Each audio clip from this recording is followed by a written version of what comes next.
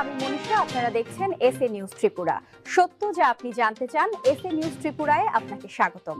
উত্তরাখণ্ডে নির্মম হত্যাকাণ্ডের শিকার এমবিএ ছাত্র অ্যাঞ্জেল চাকমার শোক সন্তপ্ত পরিবারের পাশে দাঁড়ালো ত্রিপুরা সরকার। আজ নিহতের পরিবারের সঙ্গে দেখা করে আর্থিক সহায়তা ও সমবেদনা পৌঁছে দিয়েছেন রাজ্য সরকারের প্রতিনিধি দল। মঙ্গলবার সমাজ কল্যাণ মন্ত্রী টিঙ্কু রায় এবং শিল্প ও বাণিজ্য মন্ত্রী শান্তনা চাকমার নেতৃত্বে একটি প্রতিনিধি দল অ্যাঞ্জেলের বাড়িতে যান। তারা শোকাতুর বাবা মায়ের সঙ্গে কথা বলেন এবং ত্রিপুরা ও উত্তরাখণ্ড উভয় সরকারের পক্ষ থেকে ঘোষিত আর্থিক সহায়তার চেক তাদের হাতে তুলে দেন। উত্তরাখণ্ডে এমবিএ শেষ বর্ষের ছাত্র ছিলেন অ্যাঞ্জেল। জানা গেছে, বর্ণবিদ্বেষী মন্তব্যের প্রতিবাদ করায় অ্যাঞ্জেল জোরহাটে এবং তার ভাই মাইকেল চাকমার ওপর হামলা চালায় দুষ্কৃতীরা। সেখানেই ছুরিকাঘাতে প্রাণ হারান প্রতিভাবান এই ছাত্র। মন্ত্রী টিঙ্কু রায় নিহতের পরিবারকে রাজ্য সরকারের পক্ষ থেকে সব ধরনের আইনি ও সামাজিক সহযোগিতার দৃঢ় আশ্বাস দিয়েছেন। মেধাবী ছাত্রের এমন অকাল মৃত্যুতে প্রার্থনায় এলাকায় শোকের ছায়া নেমে এসেছে। দোষীদের দৃষ্টান্তমূলক শাস্তির দাবি জানিয়েছে নিহতের পরিবার ও স্থানীয় বাসিন্দারা।